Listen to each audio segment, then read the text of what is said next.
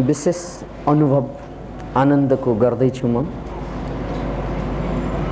दुई साह्रै उत्कृष्ट कविता धराहरा पार्टी प्लेसमा गुन्ज्यो। यस्तै कविता मात्रै यहाँका हृदयमा फुर्न थाल्यो भने यो शनिबारीय कार्यक्रमको अर्को एउटा उत्कृष्ट उपलब्धि हुनेछ नेपाली जनताको लागि, अन्ततः मानव जातिको लागि। किनभने कविता अहिलेसम्म जसरी कोरियो त्यो जम्मै राष्ट्रवादका घेरा, इतिहासका घेरा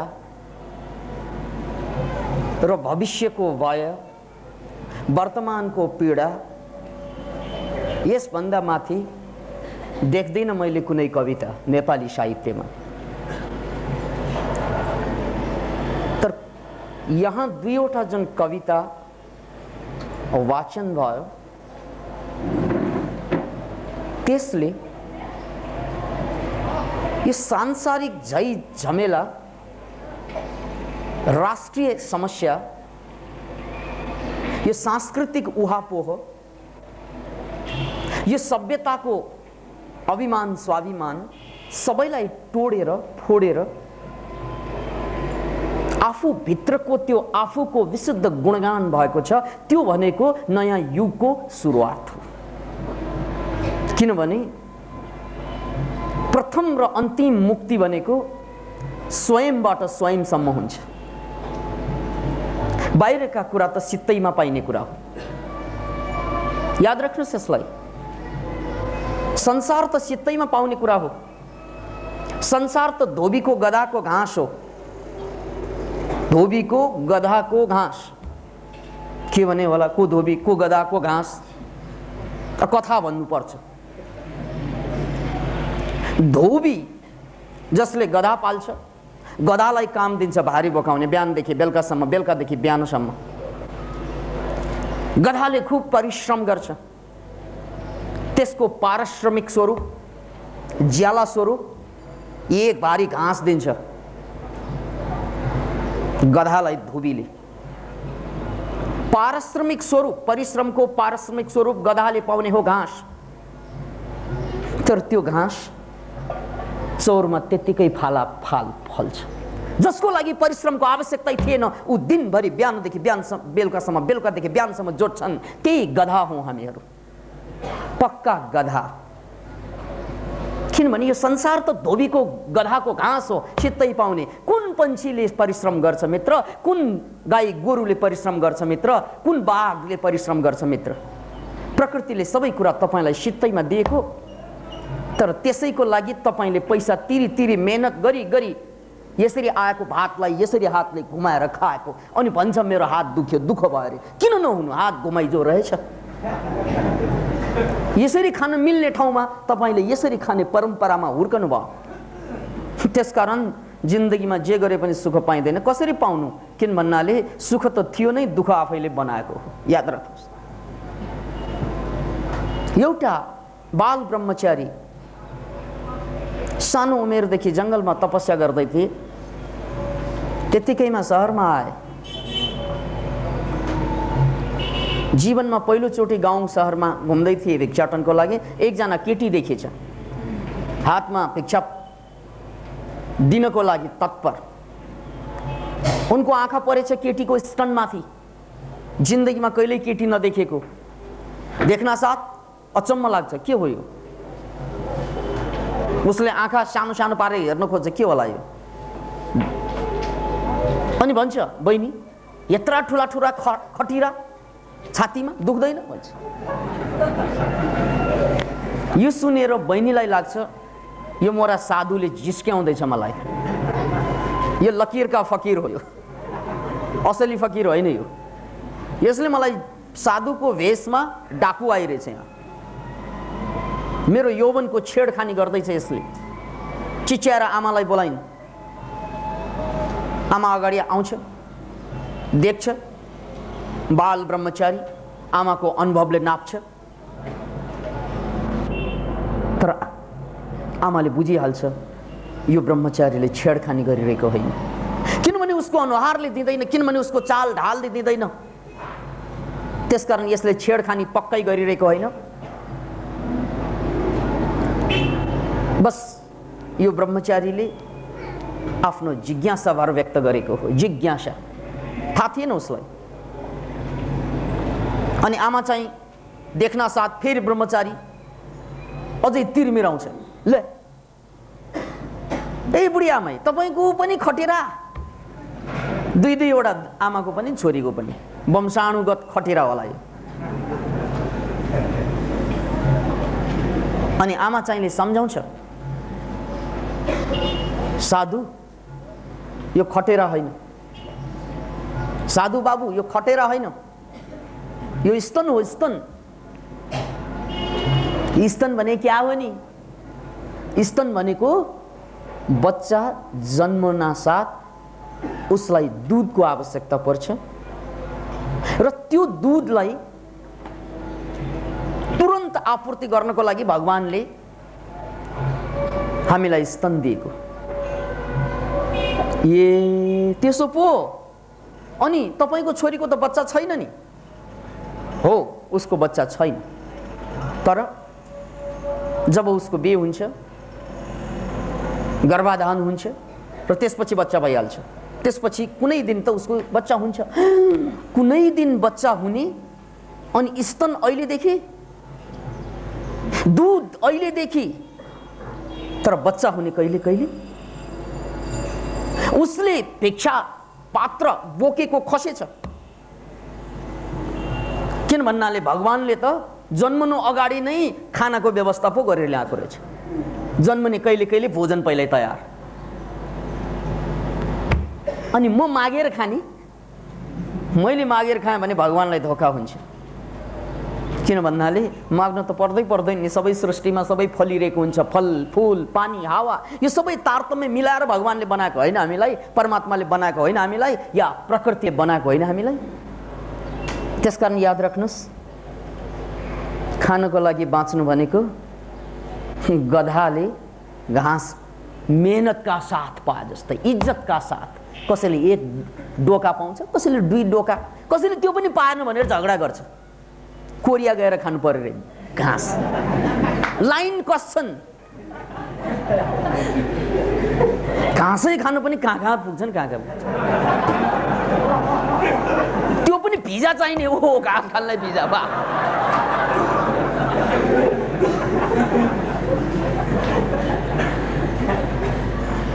याद राख्नुहोस्, घाँस खानेहरूलाई घाँसलाई अगाडि राखेर एट्र्याक्सन गरिरहने, यही हो समाज। एउटा घाँस खानेले अर्को घाँस खानेको कमजोरीलाई ठम्याएर घाँसको व्यापार क्या मजाले चलिरहेको, किनभने पार पनि के हुने हो यो? ये महलों, ये ताजों, ये तख्तों की दुनिया, ये इंसान के दुश्मन समाजों की दुनिया, ये दौलत के भूखे रिवाजों की दुनिया, ये दुनिया अगर मिल भी जाए तो क्या है, बंस। नपाएकाहरू नपाएर पीडित, पाएकाहरू पाएर पीडित।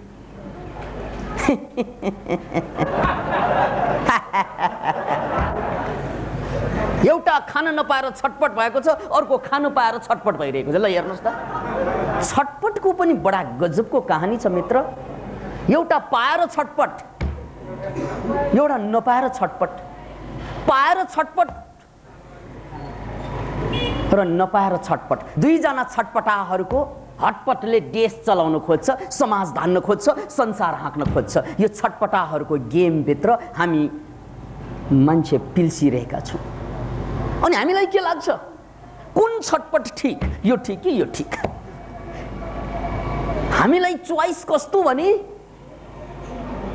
एकजना अपराधीलाई चोइस दिएको छ, कुन चोइसमा जाने, गोली खाने कि फाँसीमा चढ्ने? क्या चोइस? यही चोइस हो। हामी संसारमा आए, नागरिकता पाए, नेपाली भएर, कसैले भारतीय भएर पाउँदो हो, कसैले अमेरिकन भएर पाउँदो हो, ग्रीन कार्ड रे क्या। तर यो चोइस यही हो, तिमीलाई नागरिकता दिएको छु, अब भन् यो पाएको छटपटमा मर्ने कि नपाएको छटपटमा मर्ने, choice is yours darling, that's all. केही पनि होइन। के दुनिया खोजेको यो समाजले? ये महलों, ये ताजों, ये तख्तों की दुनिया, ये दौलत के भूखे रिवाजों की दुनिया, ये इंसान के दुश्मन समाजों की दुनिया। ये दुनिया अगर मिल भी जाए तो क्या है? जलाओ फूंक डालो ये दुनिया, जलाओ फूंक डालो ये दुनिया, तुम्हारी है तुम ही संभालो ये दुनिया। लज्जा तेरो दुनिया हो तै संभाल। किनभने यो छटपट र त्यो छटपटको बीचमा रोजाई चाहन्नौ हामीहरू। We don't want it. हामीले विद्रोह गर्न सक्नुपर्छ भित्रबाट, जुन क्रान्तिसम्म यात्रा गर्छ। त्यो विद्रोह भनेको अभावको छटपट र सम्भ्रान्तिको छटपट बीचको रोजाई। अहिलेसम्मको छटपट त्यही हो मान्छेको। नो, दुवै छटपट छटपट नै हुन्, दुवै पीडा पीडै हुन्, दुवै जलन जलनै हुन्। त्यसकारण रोजाई यस्तो नगरौँ। एउटा कहानी मेरो मस्तिष्कमा उर्लिरहेछ। कसैको मस्तिष्कमा के उर्लन्छ, मेरो मस्तिष्कमा कुरा भन्दै कहानी उर्लिरहेछ। त्यो कहानीलाई मैले यहाँहरू समक्ष पेशै गर्नुपर्छ। एकजना अपराधी समातियो, त्यसपछि न्यायाधीशले यस्तै चोइस दिएछ हामीलाई जस्तै। चोइस के त? या त 10 लाख रुपियाँ जरिवाना तिर्ने, 10 लाख, 10 करोड पनि हुन सक्छ त्यो, यदि नेता अपराधी पर्यो भने अथवा अपराधी नेता पर्यो भने, जे पनि हुन सक्छ। हाम्रो देशमा त्यही भइरहेछ। 10 लाख रुपियाँ या त तिर्नुपर्छ या त से कोर्रा खानुपर्छ। त्यो पनि सक्दैन भने ठिक छ, एउटा अर्को चोइस छ, 1 किलो प्याज खानुपर्छ, काँचो प्याज। यो चोइस बडा गजबको चोइस छ। It's a very wonderful choice. या 10 लाख रुपियाँ या से कोर्रा या 1 किलो प्याज। त्यो मान्छेको याद आयो, वाह, विकासानन्दको प्रवचनमा जहिले पनि प्याजको महिमा हुन्छ, यहाँ त बडो गजबको कुरा। 1 किलो प्याज र के भएर? प्याज पनि खान पाइने। अस्तिसम्म भ्रष्टाचार अनाचार अत्याचार गरेको त्यो प्याज खाएर चाहिँ म पचाइहाल्छु नि। लाग्यो उसलाई, प्याज खान थाल्यो। जिन्दगीमा कहिल्यै प्याज खाएको थिएन। ब्याज खायो होला मोराले, तर प्याज कहिल्यै खाएको थिएन। काँचो प्याज क्या, पकाएर खाने सबैलाई थाहा छ। किन भन्नाले जसरी खानालाई पकाउँदा पकाउँदा मर्छ, त्यस्तै चाहिँ समाजमा मान्छे बाँच्दा बाँच्दै मर्छ। यहाँ बाँच्दा बाँच्दै मर्छ भनेको शारीरिक रूपमा होइन, मानसिक रूपमा। अनि त्यो पकाएको प्याज जस्तै, न भिटामिन न मिनरल्स, खत्तम। अनि प्याज यस्तै प्याज हामी जम्मै। त्यसकारण बडो रमाइलो कुरा यहाँनिर के छ त भन्नाले, प्याज खाने चोइस भन्नासा ठिक छ, कहाँ 10 लाख तिरिरहनु। प्याज खाउँ, प्याजमा त धेरै किसिमका औषधीय गुण छ, खाउँ त्यही। प्याज खान थाल्यो। विकासानन्दको प्रवचन झिलिक्क झुलुक्क सुनेको होला प्याज खानुपर्छ भनेर। तर मनोक्रान्ति दर्शनभित्रको क्वान्टमिजम चाहिँ सुन्न पाएन मोराले। किनभने मनोक्रान्ति दर्शनमा भोजनको ठुलो च्याप्टर छ, त्यसमा प्याजको महिमा अपरम्पार। भन्दा भन्दै एउटा सुस्स भनिहालौँ, एलर्जीको औषधि हो प्याज। याद राख्नुहोस्, नोट गर्नुहोस्, एलर्जीको औषधि हो प्याज। त्यसकारण कोही पनि मान्छेले एलर्जीले सतायो भने प्याज खाने, तर कति खाने त्यो थाहा पाएन भने प्याजले लिन्छ ज्यान। पानीले बचाउँछ ज्यान, ग्लासमा हालेर खायो भने, पोखरीमा हाम फाल्यो भने थाहा हुन्छ। पानी त पानी नै, पोखरीमा यहाँ पनि पानी, त्यहाँ पनि पानी, नाकमा पनि पानी, चाकमा पनि पानी, अनि थाहा हुन्छ। त्यसकारण पानी आफैमा जानलेवा पनि छैन, पानी आफैमा जान देवा पनि छैन। त कुन मात्रामा युज हुन्छ? मनोक्रान्ति दर्शनमा केही चिजको निषेध नहुनुको कारणै त्यही हो, क्वान्टमिजम अथवा परिमाणवाद। परिमाण कति खाने? त्यसकारण मैले एलर्जीमा प्याज खानु त भनिहालेँ प्रसङ्गवश, तर कति खाने त्यो पनि याद राख्नुहोस्। किनभने यहाँ 1 किलो प्याजको सजाय पाएको छ। क्या सबै रोग जाने हो कि 1 किलो प्याज खाँदा? त्यत्तिकैमा उनले प्याज टिप्दै खान थालेछ। जिन्दगीमा कहिल्यै काँचो प्याज नखाएको पोल्न थालेछ, नाकबाट पानी बगेछ, आँखाबाट पानी बगेछ, कान चर्मराएछ, हुँदा हुँदा पेट पोल्न थालेछ, छाती पोल्न थालेछ, सम्पूर्ण शरीर डगमगाउन थालेछ एउटै प्याजमा, कहिल्यै नखाएको। अब खानुपर्छ त्यहाँ 1 किलो, एउटै प्याजमा ऊ लखतरान भइसके, यहाँबाट पनि जिन्दगीभर जति उनले घुस खाएको, बेइमानी गरेको, अन्य अत्याचार गरेको, त्यो जम्मैको सजाय एउटै प्याजले उसले भोगिसकेको छ। तर यहाँ खानु चाहिँ 1 किलो नभए कोर्दा खानुपर्छ, नभए 10 लाख तिर्नुपर्छ। त्यत्तिकैमा ऊ पीडित, ओहो एउटै त खान सक्दैन, अर्को कसरी खाने, तर 10 लाख त म कहाँ तिर्छु र खान्छु। अर्को पनि खान थाले, 2 वटामा त ऊ आगो दन्किन थालेछ भित्रबाट। याद राख्नुहोस्, प्याज त खानुपर्छ दिनको एउटा, बस द्याट्स अल। त्यो पनि 2 छाक खानामा आधा आधा मात्रा त यो हो। अब यहाँ छ खानु चाहिँ 1 किलो एकैपल्ट, 2 वटा प्याज खाँदा उसको बाउको बिहे देखे, तेस्रोमा हात हाल्दा बाजेको बिहे पनि देख्न थाल्यो।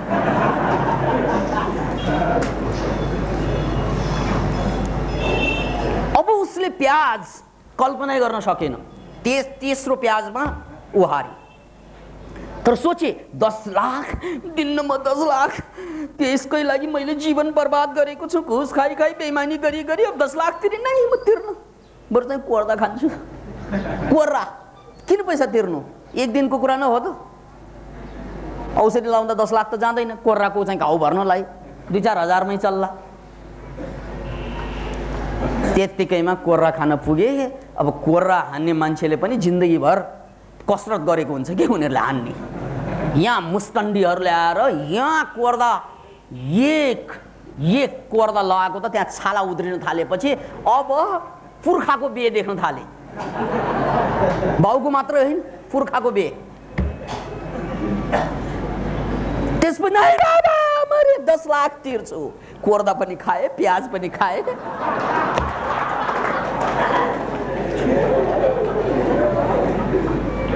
जिन्दगी बचाउने मान्छेहरूको हालत यही हो मित्र। हाँसेर कति लुकाउने, तुम इतना जो मुस्कुरा रहे हो क्या गम है जिसको छुपा रहे हो रे। क्या हाँसेर के गर्ने मित्र, गर्ने के, व्यथा त त्यही हो हाम्रो। जिन्दगीभर हामीले पनि गरेको त्यही होइन र, एउटा चिज छोड्यौँ अर्कोलाई समायौँ, एउटा चिज छोड्यौँ अर्कोलाई समायौँ। एउटै आश थियो कि अलिकति शान्ति होला जीवनमा, अलिकति प्रेम होला जीवनमा, अलिकति चैन होला जीवनमा, अलिकति मुक्तिको आभास हुँदो हो, अलिकति प्रेमको एहसास हुँदो हो। तर त्यो त कहिल्यै भएन। बस हामी प्याज छोडेर कोर्रा, कोर्रा छोडेर पैसा तिरेर भिखारी बनेकाहरू। अब अर्को धन भनेको केही पनि छैन, एकछिन हाँसेर बिर्सने पाए के उपाय छ।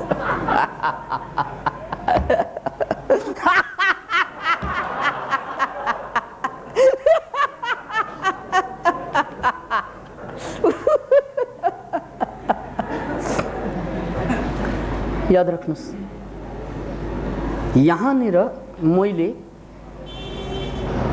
तथागत गौतमलाई जोड्नुपर्छ, किनभने हिजो मात्रै बुद्ध जयन्ती, समय सान्दर्भिक छ। बुद्ध जसले भोग विलासको जिन्दगी, राजपाटको जिन्दगी, शिक्षाको जिन्दगी सबै पाएका थिए। सबै पाएर पनि छटपट भएको मान्छे एकजना सिद्धार्थ गौतम पनि थिए। याद राख्नुहोस्, सिद्धार्थ गौतम त्यो भन्दा ठुलो नमुना अरु के हुन सक्छ कि जसले सबै पाए, नपाएर छटपट हुने छँदैछन्, तर पाएर छटपट हुनेमा पर्छ सिद्धार्थ गौतम। त्यही छटपटको आगो निभाउनको लागि अरु राजा रजौटाले भए एउटा राज्य जित्यो भने मन शान्त हुँदो हो भनेर अर्को राज्यलाई चाहिँ जित्न खोज्दो हो। जसरी सद्दाम हुसैनले गरेका थिए नि कुवेतमाथि, छटपट यहाँ आगो लाग्यो अनि उसलाई के लाग्छ, कुवेतलाई खा भने शान्त होला। त्यसरी शान्त कहाँ हुन्छ मित्र? प्राय राजा रजौटाहरूको सबभन्दा ठुलो दुर्भाग्य यही हुन्छ, आगो लाग्छ भित्र, त्यो आगोलाई निभाउनको लागि उनले के सोध्छ, एउटा राज्यले पुगेन, राज्यको विस्तार गर्नु पर्यो। अब फेरि ऊ हमला गर्न जान्छ, त्यही सिलसिलामा जिन्दगी बर्बाद हुन्छ उसको। ऊ कहिल्यै सुखी हुन सक्दैन। त्यो नेपोलियन बोनापार्टको कुरा गरौँ त। नेपोलियन बोनापार्ट जो एउटा सानो परिवार, कोर्सिका भन्ने सानो द्वीपमा जन्मेको मान्छे, जो सम्राट बने, संसारलाई थर्काए, त्यो मान्छेले एक ठाउँमा भनेका कि म भन्दा यस देशको एकजना किसानको जीवनमा बढी शान्ति देख्छु म।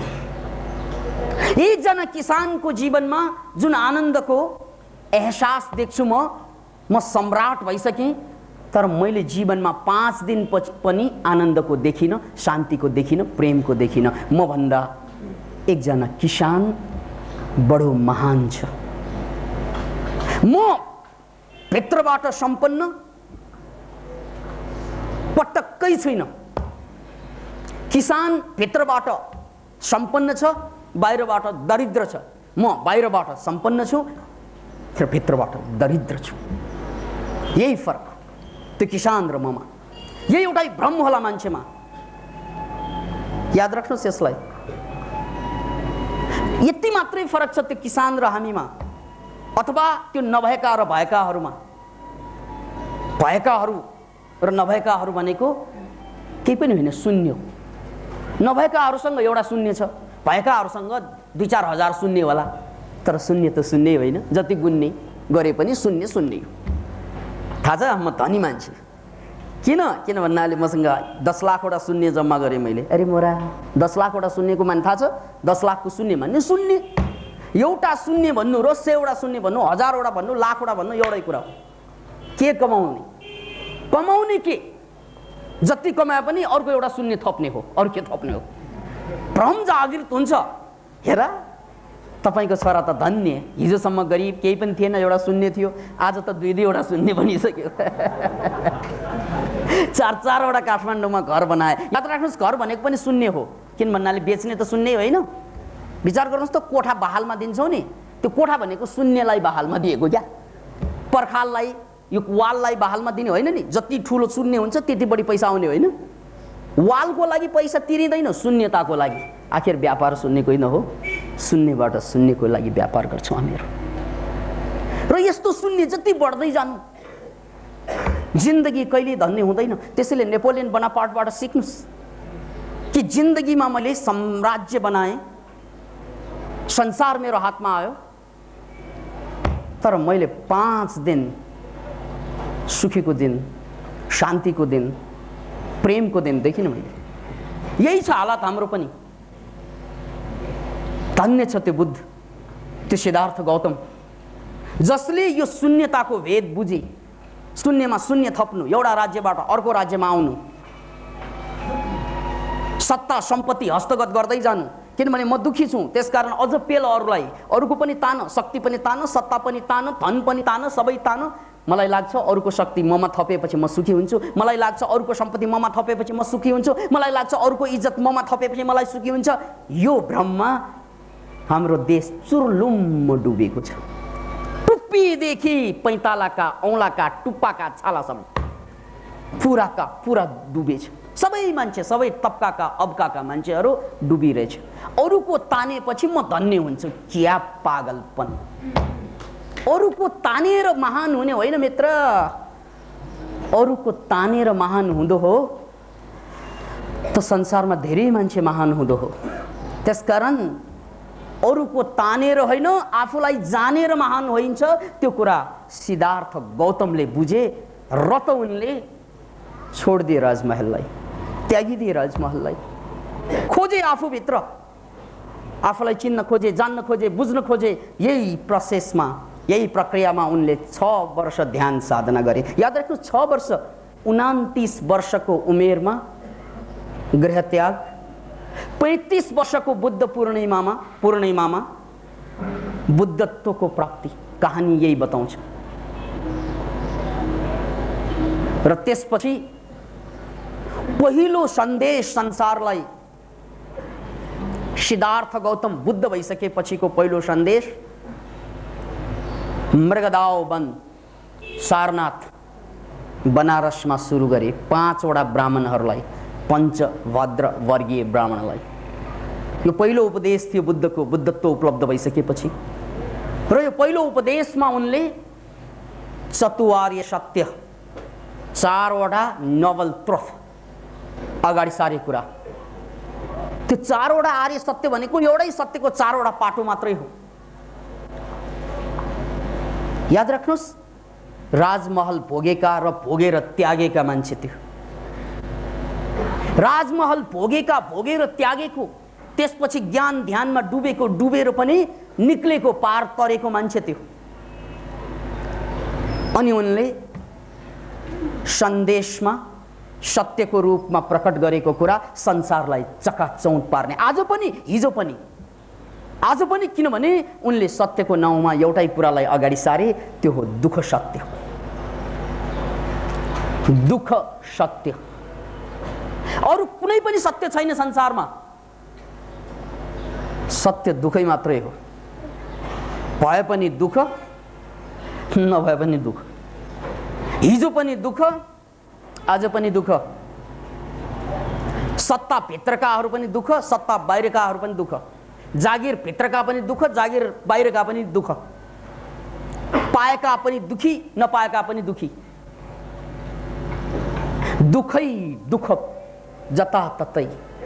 याद राख्नुहोस्, यो दुःखको कहानी भन्दा भन्दै मलाई खलिल जिब्रानको त्यो महानतम कहानीको झल्को आइरहेको छ, मेरो मस्तिष्कमा तरङ्गित भइरहेको छ। मैले जीवनमा पढेका सबभन्दा सुन्दर कहानी मध्ये एउटा कहानी छ, खलिल जिब्रानको कहानी। त्यो कहानीको नाउँ हो गुलामी, यानी दास्यता। यति सुन्दर कहानी धरतीमा कमै रचिए, त्यसमध्ये एउटा कहानी हो। याद राख्नुहोस्, मैले बुद्धको प्रसङ्गलाई जोड्ने क्रममा खलिल जिब्रानको कहानीलाई एपिसोडको रूपमा अगाडि सार्दैछौँ। खलिल जिब्रान एकजना महानतम दार्शनिक, उनको कहानी छ। यति सुन्दर कहानी पढ्नु पाउनु पनि धन्य हो। एउटा कुरा यो भन्दा भन्दै अर्को कुरा पनि खोपडीमा आइहाल्यो। फाइल खोलिँदैछ ब्रेनको, कम्प्युटर खोले जस्तै। जर्ज बर्नार्ड शले एक ठाउँमा भनेका, आजकल सबै मान्छेलाई पढ्न आउँछ। आजकल सबै मान्छेलाई थाहा छ कसरी पढ्ने, तर साह्रै थोरै मान्छेलाई मात्रै थाहा छ के पढ्ने भनेर। याद राख्नुहोस्, ठोक्नुहोस् ताली।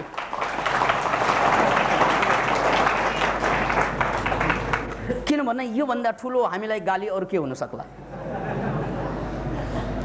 सबैलाई थाहा छ कसरी पढ्ने, तर कसैलाई मात्रै थाहा छ के पढ्ने। त्यसकारण त हामी के पढ्छौँ? समाचार पत्रिका पढ्लाउनुहोस्, या त हिंसा पढ्छौँ, या त नेताका कुराहरू, या त अभिनेताका कुराहरू। अरू त मतलब कमै हुन्छ हामीलाई। किनभने कसरी पढ्ने थाहा छ, तर के पढ्ने अझै पनि थाहा छैन। म त भन्छु पत्रकार बन्धुहरूलाई कसरी लेख्ने राम्ररी थाहा छ उहाँहरूलाई, तर के लेख्ने अझै थाहा छैन उहाँहरूलाई। याद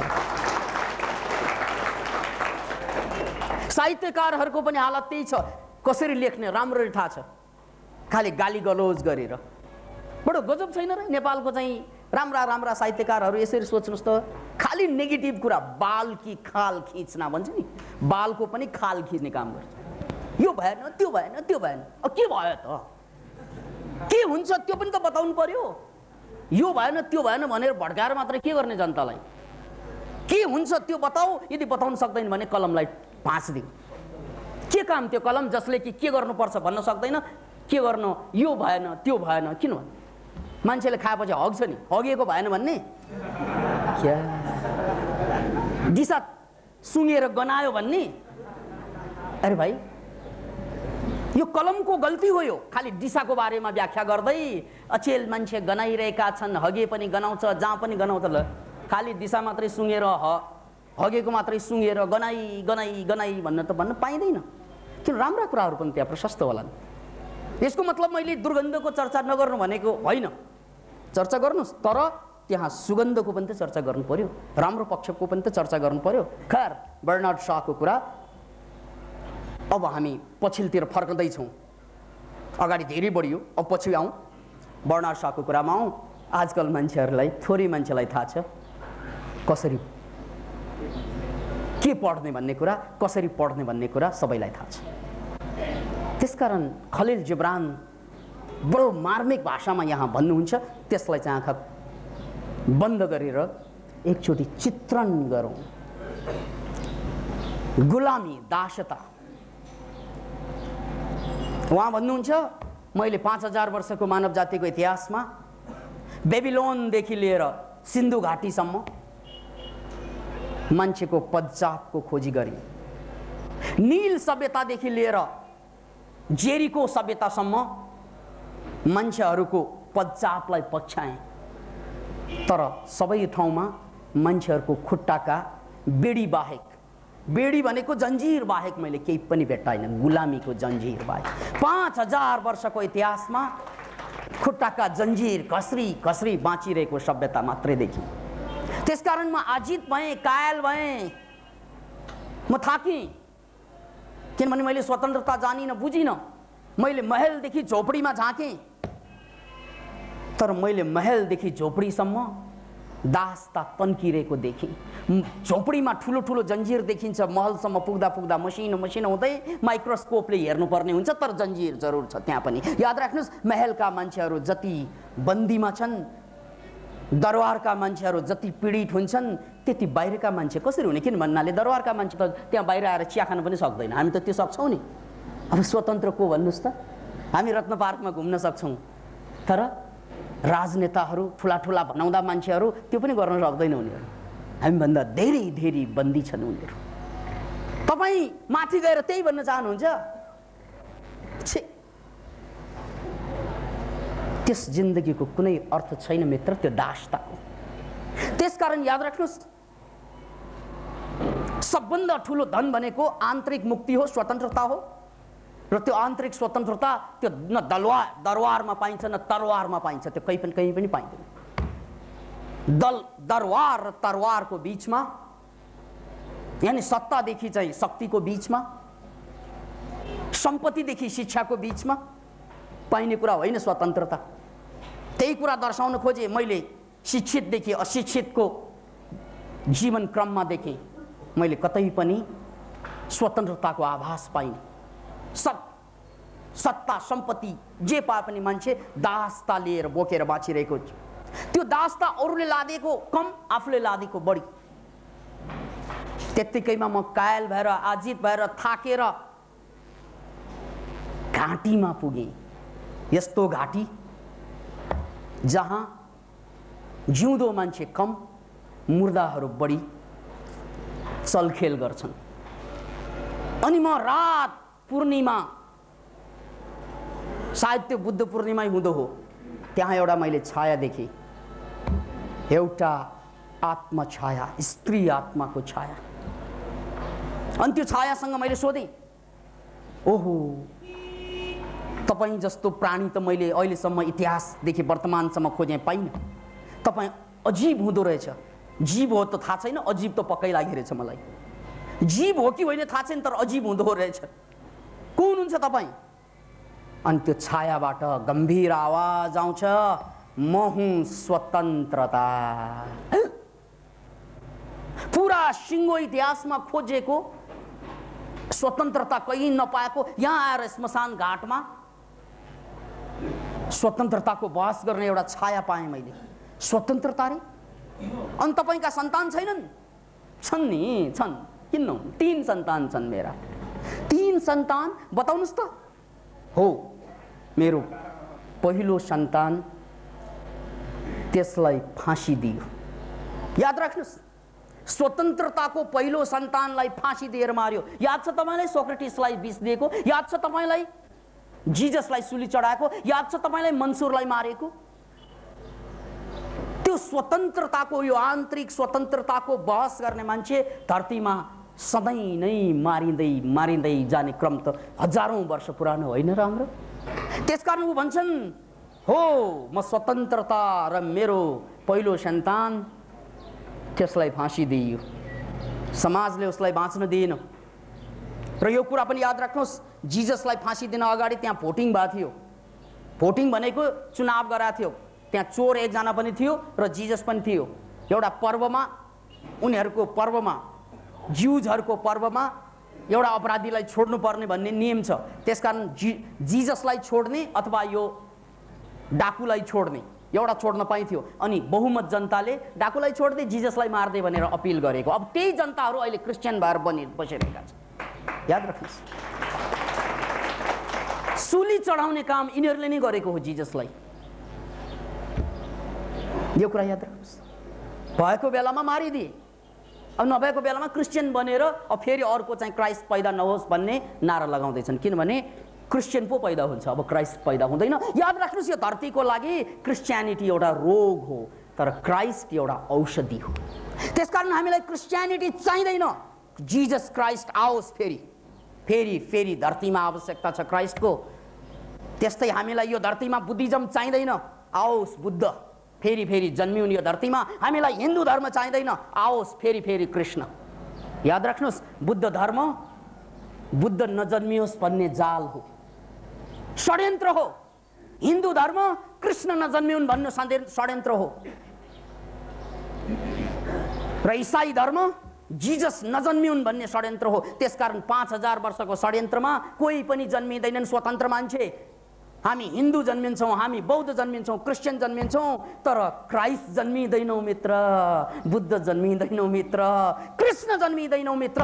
मात्र यो जालभित्र हामी मर्छौँ। त्यसकारण यो षड्यन्त्र हो, यो षड्यन्त्र हो। यस षड्यन्त्रबाट मुक्त पाउन सक्दैन।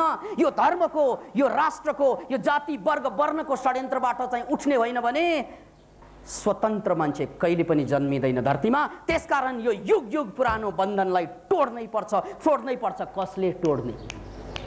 यो कुरा त रजनीशले पनि घन्काएको हो, कृष्णमूर्तिले पनि ठोकेको हो, तर उनीहरू विदा भए, समस्या यथावत छ।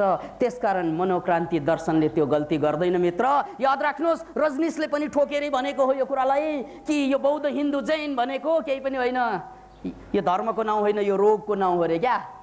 जस्तै क्यान्सर, एड्स, सार्स भने जस्तै विभिन्न रोगको नाउँ भने चाहिँ बौद्ध धर्म मानव जातिमा लागेको एउटा महारोग, हिन्दू धर्म मानव जातिमा लागेको अर्को महारोग, क्रिस्चियन धर्म, मुसलमान धर्म, जे धर्मको नाम लिनुहोस्। हाम्रो धर्मको नाम त लिएन नि भाइ भनेर नबस्नुहोस्, नलिए पनि तपाईँहरूको धर्म पनि पर्छ त्यसमा।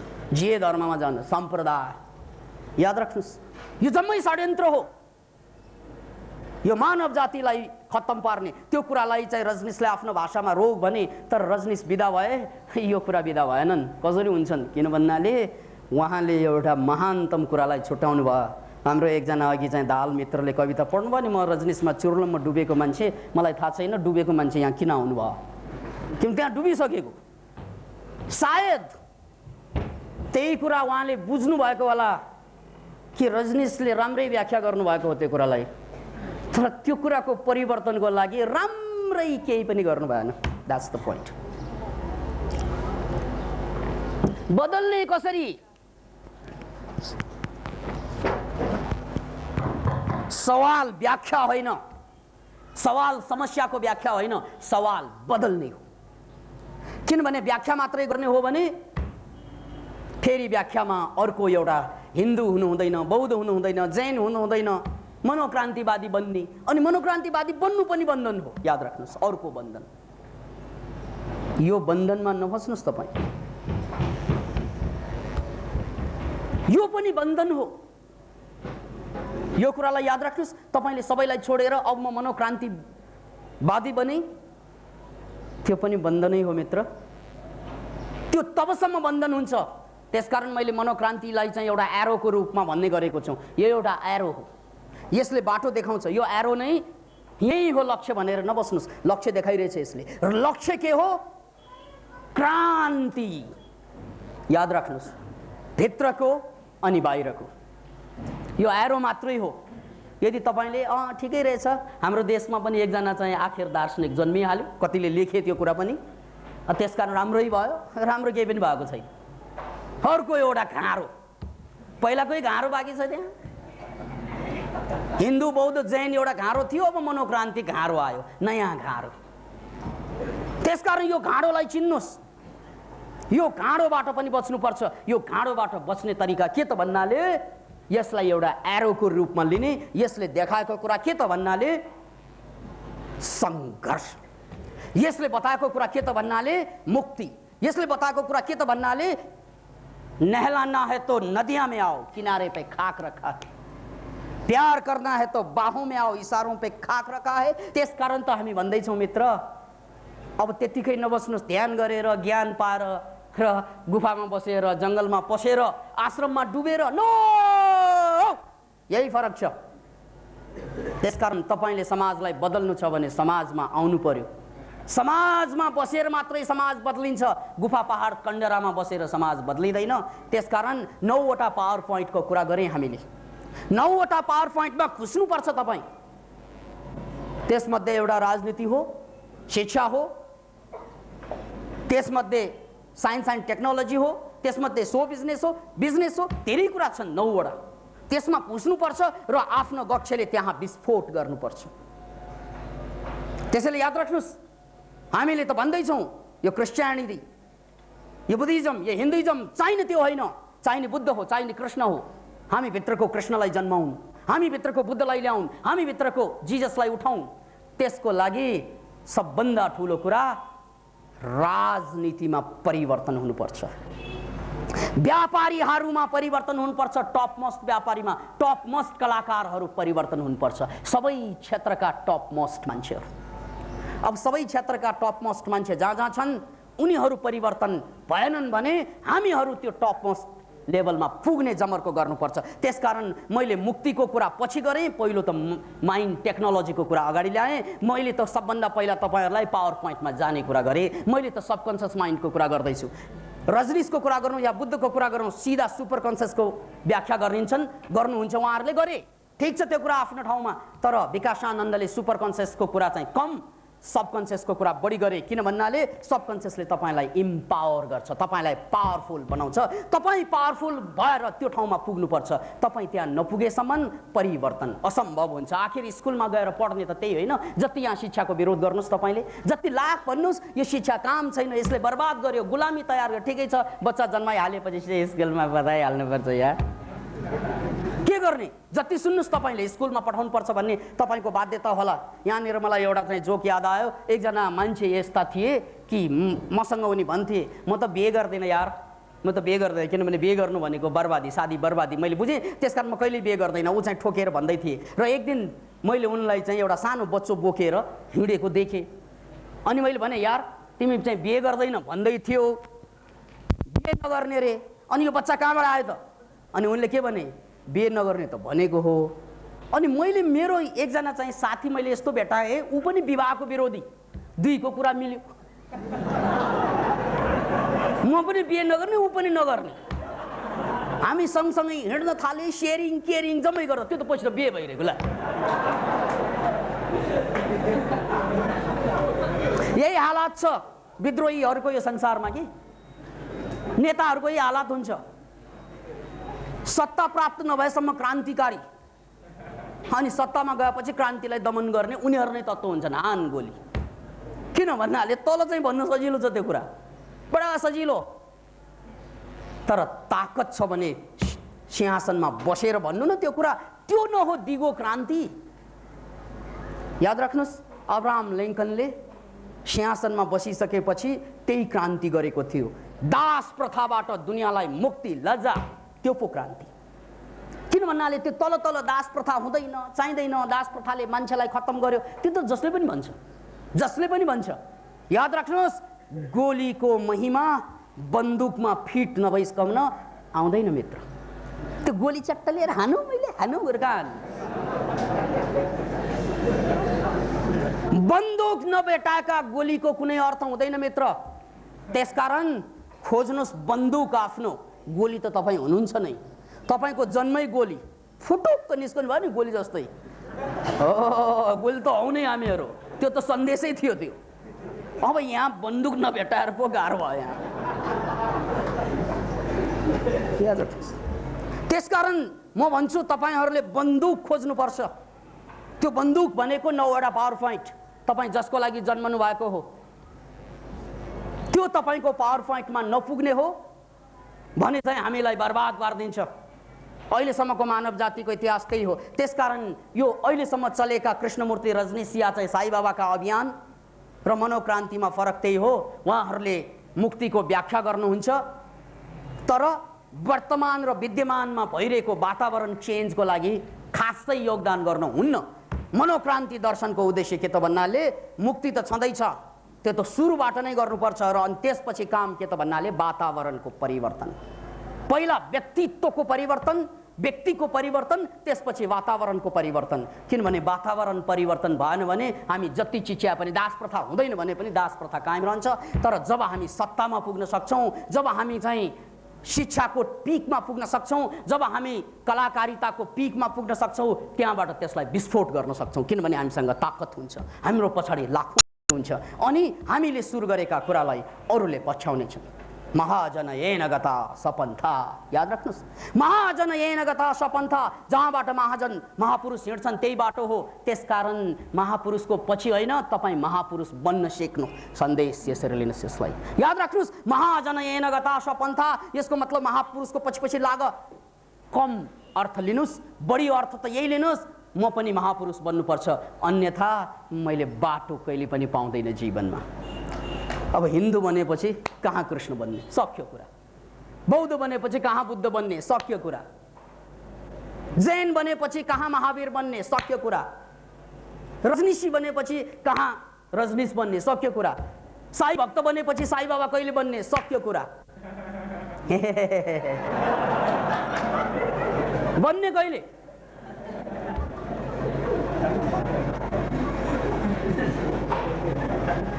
त्यसकारण पुनः फर्कौं मित्र त्यो कहानीमा। त्यो खलिल जिब्रानलाई मैले कहाँ छोडेको छु र? उनी भन्छन् मेरा एकजना छोरालाई फाँसी दियो, त्यसकारण मुक्ति भएन नि धरतीमा। अनि दोस्रो छोरा नि, दोस्रो त पागल भएर मर्यो। देख्नुभयो नि तपाईँले? ज्ञानी पुरुषहरूलाई त्यही पागलको लान्छना लाउँछ। महापुरुषहरूलाई फुस्क्यो भन्छन् कतिलाई, बहिष्कार, सामाजिक बहिष्कार। किन भन्नाले महान कुरा गर्ने मान्छेहरू हामीलाई पागल पागल लाग्छ भनिदिन्छन् पनि, यिनीहरू खुस्केका पागलहरू।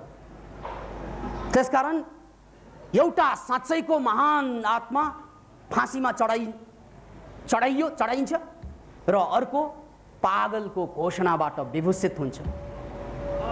कतिले भन्छन् तिम्रो गुरु अलि पागल पागल जस्तो छ भनेर विकासानन्दलाई इन्डिकेट गर्छन्, अनि मलाई सुनाउन आउँछ। अनि मैले के भने भन्नाले, कसले भनेको मलाई पागल? मूर्खहरू, म पागल हुँ र? पागल त म त महापागल।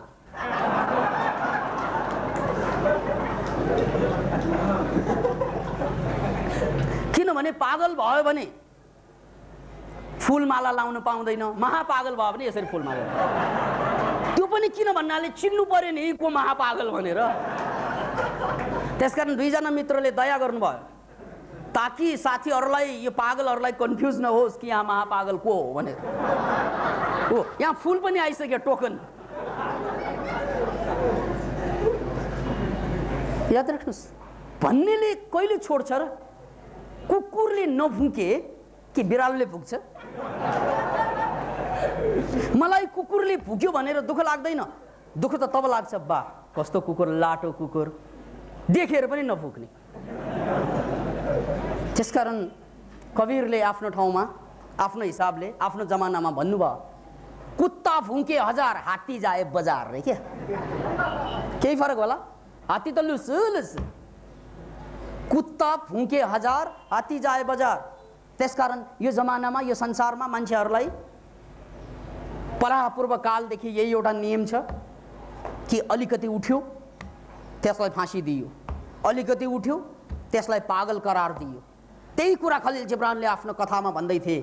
मेरा दुईजना छोराहरूमा, सन्तानमा एउटालाई फाँसीमा चढाइदिए, अर्को पागल भएर पऱ्यो। अनि अर्को नि तेस्रो चाहिँ नि, अब सुन्नुहोस्, तेस्रो त्यो त जन्मेकै छैन, जन्मनु बाँकी छ। याद राख्नुहोस्, त्यही तेस्रो छोरोको हामी सुत्केरी मनाउँदैछौँ, मनोक्रान्ति भनेर। याद राख्नुहोस्, मनोक्रान्ति भनेको त्यही तेस्रो छोरो जन्मिँदैछ जसलाई मार्न पनि सक्दैन, पागलको करार पनि दिन सक्दैन। त्यो हो मनोक्रान्ति अभियान। त्यसलाई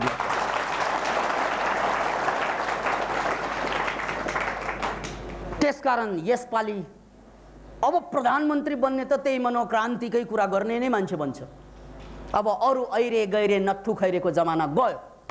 तपाईँ भित्रको प्रधानमन्त्रीलाई उठाउनुहोस्, सबै भित्र छ त्यो ढुङ्गा भित्र मूर्ति हुन्छ, टोडेर हेर्नुपर्छ नचाहिने कुराहरू, याद राख्नुहोस्। तपाईँ भित्र छ त्यो, यो देशको मात्र होइन संसारको बिल गेट्स छुपिरहेको, त्यसलाई उठाउनुहोस्। तपाईँ भित्रको त्यो कलाकारिता छ त्यो, त्यसलाई उठाउनुहोस्। अनि त्यो उठाउने अभियान मनोक्रान्ति हो। त्यसकारण हामीले मनोक्रान्ति अभियानमा आफूलाई बदलेर संसारलाई बदल्ने कुरा गर्यौं, किनभने संसारलाई बदलेन भने सम्प्रदाय रहन्छ।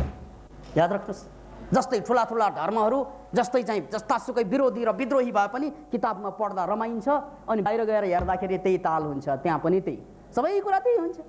गएर हेर्नुहोस् त केही पनि फरक पर्दैन। कुनै पनि सम्प्रदायमा हेर्नुहोस् त्यहाँ पनि त्यस्तै हुन्छ। एउटा उनीहरूको आफ्नै नियम हुन्छ, उनीहरूको आफ्नै चाहिँ गुरु हुन्छ, उनीहरूको आफ्नै सिद्धान्त हुन्छ, र त्यहाँबाट यताउता दायाँ बायाँ फर्कन नहुने भन्ने मनोविज्ञान बन्छ। आखिर गुलामी त गुलामी नै हो त्यो। त्यसकारण हामीले भनिरहेको कुरा वातावरणको पनि परिवर्तन चाहिन्छ, मनको परिवर्तन पहिलो कुरा, र त्यसपछि मनको परिवर्तन भइसकेका, मनमा क्रान्ति आइसकेकाहरूले वातावरण परिवर्तन गरिदिएनन् भने अर्थै हुँदैन। यही कुरा फरक छ। अब बुद्धको कुरातिर ब्याक हुँ। त्यसकारण बुद्ध भइसकेपछि दिनुभएको सन्देश संसार दुखै दुःख हो, सबै दुखै दुःख हो। तर दुःख छ भने दुःखको निवारण पनि सत्य हो। यसलाई चतुर्य सत्यमा ल्याउनु भयो उहाँले, निवारण सत्य। यदि दुःख छ भने त्यसको निवारण हुन्छ। तर अहिलेसम्म हाम्रो भ्रम के त भन्नाले पाएर दुखी पाउनु र नपाएर दुःख पाउनु, दुईवटा भ्रम छ। पाएकाहरू पनि दुखी, नपाएका पनि दुखी। यो गलत बाटो, यसलाई अविद्या भनिन्छ बुद्ध धर्मको भाषामा, यसलाई अविद्या। त्यसकारण बुद्धले एउटा महान वचन भन्नुभएको थियो, अविद्या परम मलम। यो पाली भाषाबाट अविद्या परम मलम भनाइको मतलब अविद्या जस्तो, अज्ञानता जस्तो ठुलो मल विकार अरू केही पनि छैन। यो अज्ञानता के अज्ञानता त भन्नाले जुन चिजले हामीलाई दुःख दिइरहेछ, फेरि त्योभन्दा ठुलो कुरा त्यो पाउनु खोज्यो भने अझ दुःख आउँछ। एउटा घर बनाएर त दुःख भइरहेछ, अर्को घर बनाएर सुखी हुने? एउटा सानो पदमा त दुःख छ भने ठुलो पदमा पुगेर सुखी हुने? नो, यसरी केही पनि हुँदैन भन्ने भ्रम मेटिनु पर्यो। अब यहाँनिर विरोधाभास कतै झल्क्यो होला तपाईँलाई। अघि फेरि पावर पोइन्टमा पुग्ने रे, फेरि नपाउने रे। हो, पावर पोइन्टमा पुग्ने कहिले? जब आफूलाई बदलिसकेपछि। अहिले होइन मित्र, आफै सानो 12 वर्षको 13 वर्षको अथवा 6 वर्षको केटाले म पनि अर्को केटा बनाउँछु भन्नु पाइँदैन। याद राख्नुहोस्, 3 वर्षकी नानीले अर्को 1 वर्षकी जन्माउँछु भनेर भन्न पाइँदैन। उनीहरू परिपक्व हुनु पर्यो पहिला। त्यसकारण यहाँ प्राथमिकताको चयनलाई बुझ्नुहोस्। सबभन्दा पहिला मनोक्रान्तिको नारा छ आफूलाई बदल्ने, अनि पुग्ने पावर पोइन्टमा।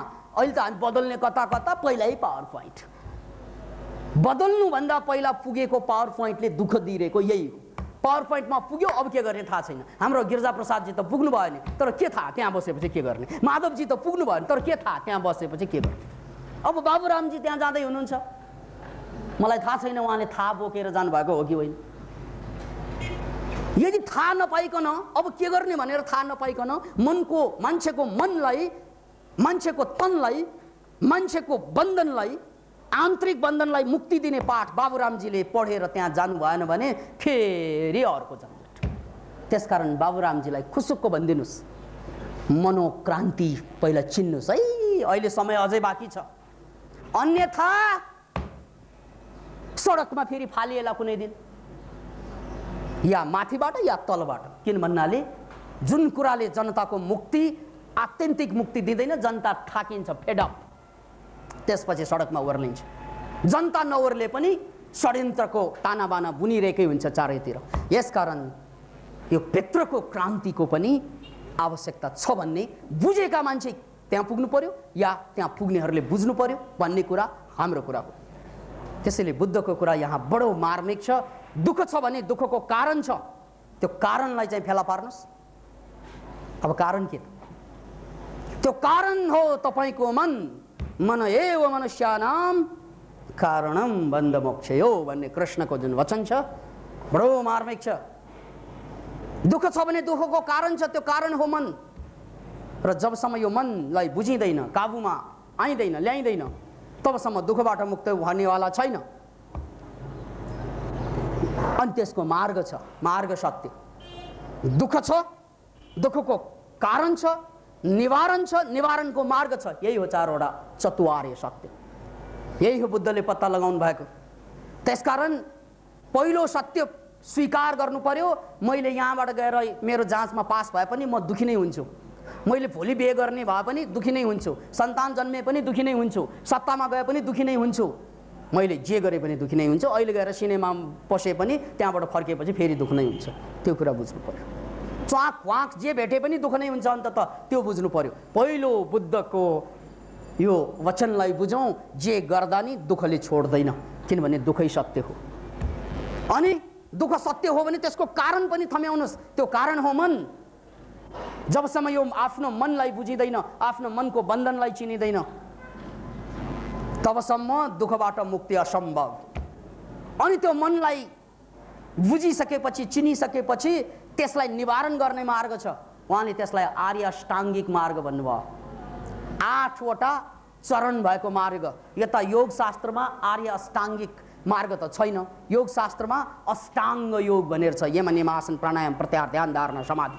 त्यही हो दुःख मुक्तिको मार्ग। किनभने बुद्ध धर्ममा त्यही कुरालाई आफ्नो पारामा भनियो। योग शास्त्रमा आफ्नो पारामा छ। बुद्ध धर्ममा भनिएको कुरा मुक्तिको मार्ग भनेको के त भन्नाले अन्तिम मार्ग भनेको ध्यान हो। नथी झानङ अपयस पैया नथी अजायतो। हेर्नुहोस्, बुद्धको सिद्धान्त 3वटा शब्दमा कैद छ: शील, समाधि, प्रज्ञा। शील भनेको rules and regulation. Rules regulation भनेको याद राख्नुहोस्, यदि रुल रेगुलेसनलाई फलो गरेन भने मान्छे कहिले पनि आफ्नो लक्ष्यमा पुग्दैन। यसलाई मैले वैज्ञानिक रूपमा प्रमाणित गर्न त्यो अमेरिकाको बार्डीको घटना, विश्वविख्यात उद्योगपति बार्डीको घटनालाई प्रमाणको रूपमा अगाडि ल्याउने छु। कोलोराडो भन्ने अमेरिकामा एउटा ठाउँ छ। कोलोराडोमा सुनको खानी भेटाइयो। त्यसपछि कोलोराडोको विभिन्न एरिया किनेर मान्छेले आफ्नो सारा सम्पत्ति लगाएर त्यहाँबाट सुन झिक्न थाले। सुन भनेको सुनको ओर भनेको कच्चा धातु, सुनको कच्चा पदार्थ झिक्न थाले। त्यो झिक्ने क्रममा एकजना मान्छेले एउटा ठुलो एरिया किने, खन्न लगाए, ड्रिलिङ गर्न लगाए, खुब ड्रिल गरे। गर्दा गर्दा ऊ आफ्नो सम्पूर्ण पैसा स्वाहा गरिसके उसले, तर चाहिँ त्यहाँबाट सुन भेटाएन। उसले सुन नभेटाएपछि ऊ कायल भयो। अनि त्यसपछि लास्टमा गएर कायल भएर उनले बेचिदिए त्यो। अब त्यो बेचेर कसले किन्ने? सुन नभेटाएको खाल्डो कसले किन्ने? त्यसकारण बेच्नु भनेको सामान हो। ड्रिलिङ मसिनहरू आदि इत्यादि कौवाडीको खाली सिसी पुरानो कागजको भाउमा बेचिदिए। किन भन्नाले अरूले त किन्दैनन् थियो। अनि त्यो किन्ने मान्छेले एउटा अन्तिम प्रयास गरे। उनले यत्रो खनिसकेपछि मैले पनि अलिअलि खन्दा त भइहाल्छ नि, किन यो मसिन मात्रै किन्ने, अलिकति खनौ न। त्यहाँ उसले 100 फिट खनिसके, केही पनि भेटाएन। कङ्गाल भइसके, तै पनि भेटाएन, लक्षण पनि भेटाएन। तर त्यो कौवाडीले त्यो कोलोराडोको त्यो एरियालाई किनेर के खन्न थालेको 3 फिटमा सुन भेटाइयो। याद राख्नु, मात्र 3 फिट। हिजोसम्म खाली सिसी पुरानो कागज भन्ने मान्छे भोलिपल्ट त अरबपति। Can you imagine? तालुमा आलु फल्नु भनेको यही। कहिल्यै कल्पना नगरेको उसले अचानक 3 फिटमा सुनको खानी भेटाएको। त्यो त खन्ने काम अरूले गरिदिएको। क्या गजब! हेर्नुहोस् त, त्यस्तै हामीलाई पनि भेटाउँदो हो त। हामी पनि भेटाउँछौँ त्यस्तै।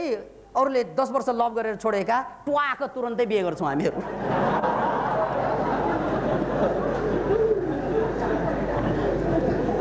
कुरा मात्रै फरक छ।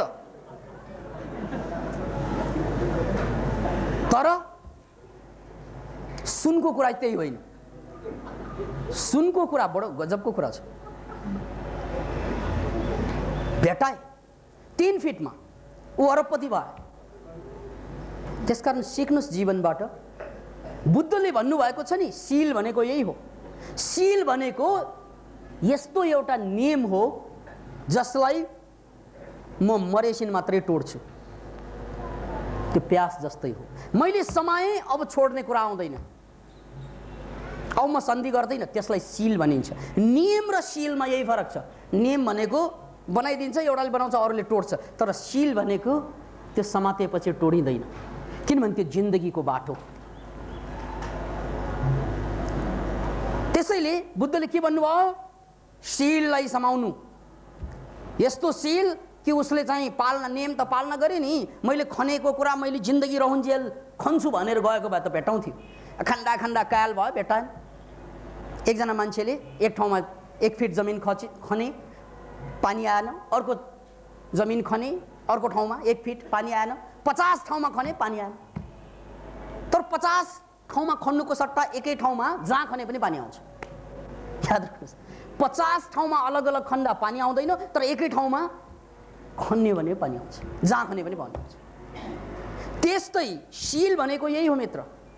त्यसकारण बुद्धले भन्नुभयो पहिलो मार्ग हो सील। याद राख्नुहोस्, छोड कि समाउँदै नसमाउनु, समाएपछि अब मरेपछि मात्रै छोड्छु म, मर्नुभन्दा अगाडि छोडिँदैन।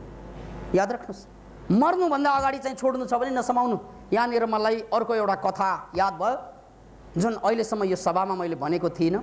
धेरै पहिला पढेको दादु दयालको कथा। दादु दयाल भन्ने एकजना महान सन्त, मुक्त पुरुष, मुक्ति भइसकेपछि उनको चर्चा चलेछ सहरमा। ऊ बस्थे एउटा सुदूर गाउँमा। हिजो पनि ऊ त्यहीँ बस्थे, आज पनि त्यहीँ बस्छन्, भोलि पनि त्यहीँ बस्दो हो। ऊ महान, ऊ सन्त, ऊ ज्ञानी, उसलाई कुनै दुःख छैन, पीड छैन, मर्का छैन, किनभने ऊ मनबाट मुक्त, आफ्नै बन्धनबाट छुटकारा पाएको। यो सुबास जसरी फूल फुलेपछि सुबास फैलिन्छ चारैतिर, त्यस्तै दादु दयालको सुबास फैलिए, ख्याति फैलिए। मान्छे टाढा टाढाबाट पुग्न थाले गाउँमा। र त्यत्तिकैमा एकजना अङ्ग्रेजले पनि सुने दादु भन्ने यस्तो महान सन्त भनेर। ऊ घोडा चढेर, त्यो अङ्ग्रेज जमानाको समय थियो, इन्डियाको कुरा, घोडा चढेर त्यहाँ पुगे। टाक टाक टाक टाक त्यहाँ पुगेपछि बाटोमा उसले एकजना चाहिँ बुढो मान्छे, एकदम अर्धनग्न मान्छे, काँडा चाहिँ काटिरहेको, काँडा पन्छाइरहेको देखेछ बाटोमा। अनि त्यो अङ्ग्रेज साहेबले चाहिँ भन्छन्, ओइ बुढा, यो दादु दयाल भन्ने सन्त यहाँ कहाँ बस्नुहुन्छ? अनि त्यो बुढाले यसरी हेरेछ त्यो मान्छेलाई, मुसुक्क हाँसेर के भन्छन्, खै दादु दयाल कहाँ बस्छ मलाई थाहा छैन, तर यो शरीरलाई पनि दादु भन्ने गरिन्छ क्या भन्छ। ए बुढा, ठिक ठिक उत्तर दे, के भनिरहेको थियो?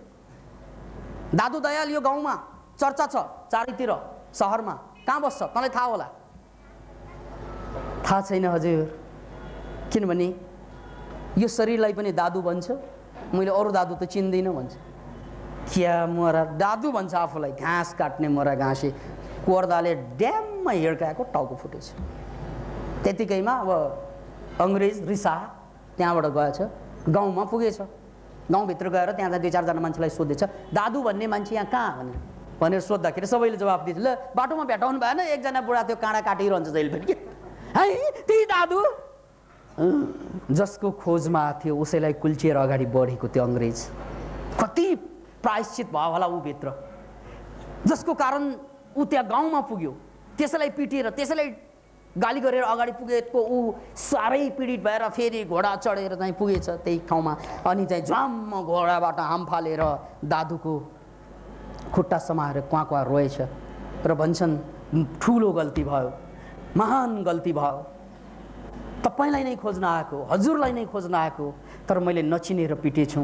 ज्ञान भनेको शरीरमा आउँदैन भन्ने कुरा मैले बिर्सेँ, ज्ञान भनेको शरीरभित्र नरहने कुरा मैले बिर्सेँ। मैले तपाईँको शरीर हेरेर दादु होइन भन्ठानेको। I am really sorry. आँखाबाट आँसु बरबर झार्दै अङ्ग्रेजले माफी मागेछ। दादु मुसमुस हाँस्दै थियो, उसको टाउको फुटेको थियो, टाउकोमा चाहिँ एउटा कपडा चाहिँ च्यातेर राखेर लगाइदिएर मुसमुस हाँसेर के भन्छन् भने, दाजु अरे अङ्ग्रेज भाइ, तपाईँ त मेरो पक्का शिष्य जस्तो लाग्छ मेरो विचारमा। किनभने पक्का शिष्यको लक्षणै यही हो, नाना करते प्यार तुम्ही से कर बैठे। पक्का शिष्य त्यो 2 शब्दमा ऊ झुक्दैन र झुकेपछि उठ्दैन पनि। याद